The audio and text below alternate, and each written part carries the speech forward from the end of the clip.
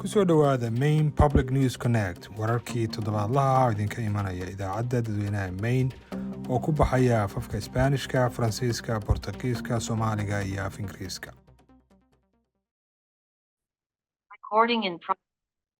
bismillahi raxmaani raxiim codbixinta hordhaca sanad guurada 7 Oktoobar barnaamij laga bilaabay xabsiyada iyo tamarta nadiifta. asalaamu calaykum daawadayaal, maanta waa maalin jimcaha bisha Oktoobarna ay tahay 11 waxaan halkan idinku soo gudbinaynaa qodobadii wararka ugu muhiimsanaa toddobaadkan. waxaan idinla socodsiinaya anigu ah maxamuud xasan. haatana kusoo dhowaada wararkii oo faahfaahsan.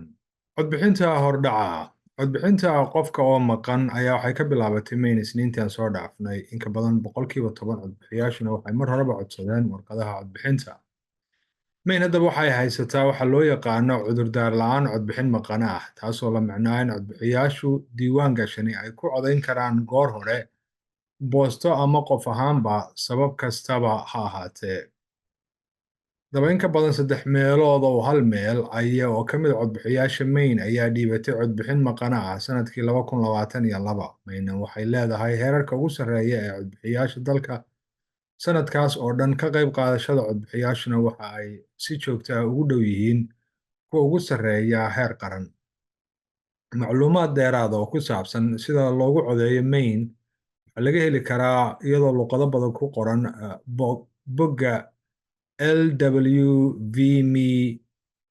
lwvme.org ama vote/vote-in-Maine. aan ku celiye waa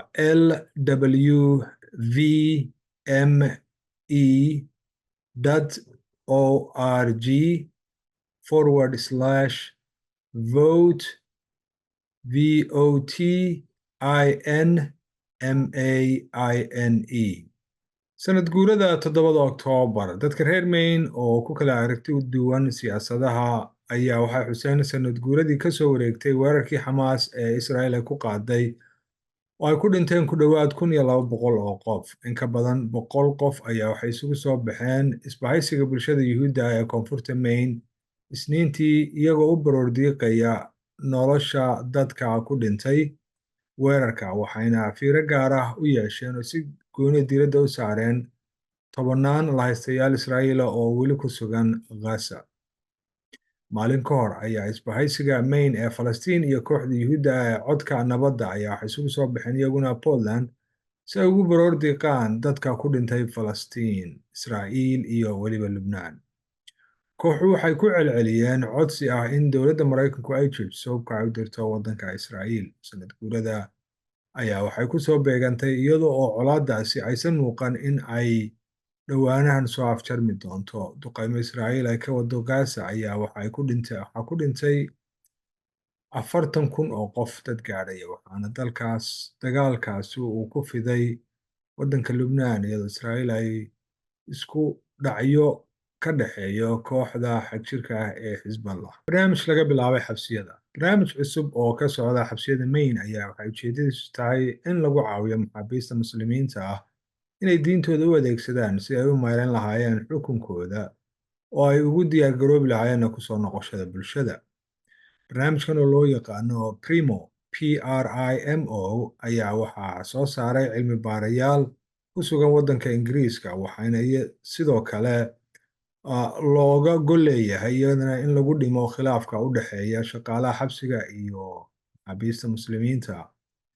xagaagan Maine waxa ay noqotay gobolkii ugu horreeyay waddanka Maraykanka ee tijaabiya barnaamijkan. mid ka mid ah maxaabiistayaasha ayaa waxa uu ka qayb qaatay anaada koorsadan ayaa wuxuu sheegay in doodaha iyo wadahadalku ay ka caawiyeen inuu barto sida loo maareeyo khilaafka, isagoo isku dayaya inuu fahmo aragtida dadka kale.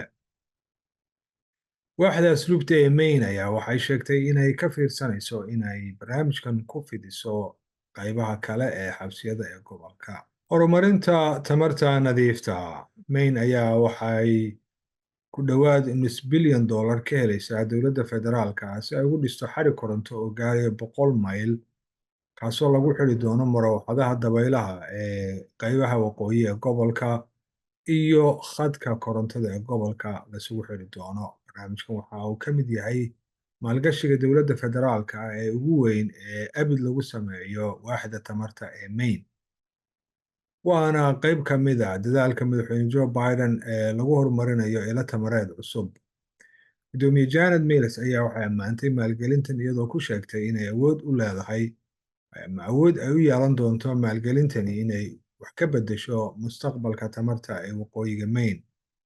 Qaraan ahaan caqabadaha ugu waaweyn ee hortaagan horumarinta tamarta nadiifta ah ayaa waxay tahay dhisidda xargo koronto oo ku filan si loogu xidho xarkaha horey usii jiray ee korontada iyo kuwa la isugu xidho tamarta cusub. Daawadayaal halkaad nagala socoteen waa Maine Public News Connect. Intaasi iyo isarag dambe. Wassalaamu calaykum waraxmatullaahi tacaala wabarakaatuhu.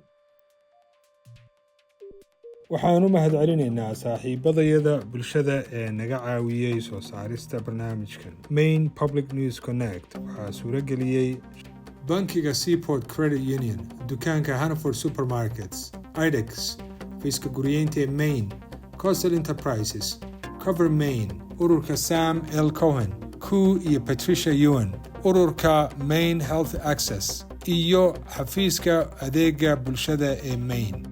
Maine Public News Connect waxaa suurageliyey Patricia Ewan oo ku howlan soo dhoweynta bulshooyinka iyo dhaqamada kala duwan. Seaport Credit Union waxaa ka go'an daryeelka dhaqaale ee dadka reer Maine oo ay ka shaqaynayeen tan iyo 1931. Waxay xarumo ku leeyihiin Augusta, Scarborough, Portland, waxayna dhowaan furi doonaan mid ku taal Lewiston. seaportcu.org. suuqa Hannaford wuxuu u dabaaldegayaa shaqaalahooda iyo macaamiishooda oo ah dad kala duwan iyo dhammaan bulshooyinka. waxaa suuqa ka go'an inay abuuraan goob soo dhoweyn si wada jir ahna waa meel ka sii weyn suuq. si aad wax badan u ogaato booqo hannaford.com. haddii aanu nahay Maine Housing waxaan ognahay in lahaanshaha gurigu uu yahay furaha. barnaamijka qofka ugu horreeyay qoyska ee Maine waa barnaamij fursad u siinaya inay guri helaan dadkii horay aan guri qoyskooda u yeelan. waa suurtagal inaad guri yeelato. faahfaahin dheeraada kala soco mainehousing.org. haddii lagaa gooyey caymiska caafimaadka ama noloshaada uu ku yimid isbeddel weyn, waxaad heli kartaa kaalmaad iskaga bixiso caymiska caafimaadka adigoo booqanaya coverme.gov. waxyaalo badan ayaa iska beddelay MaineCare. ka warhay si aad caymiskaaga u ilaashato oo warbixintaadii ugu dambaysay ku qor maineconnection.gov.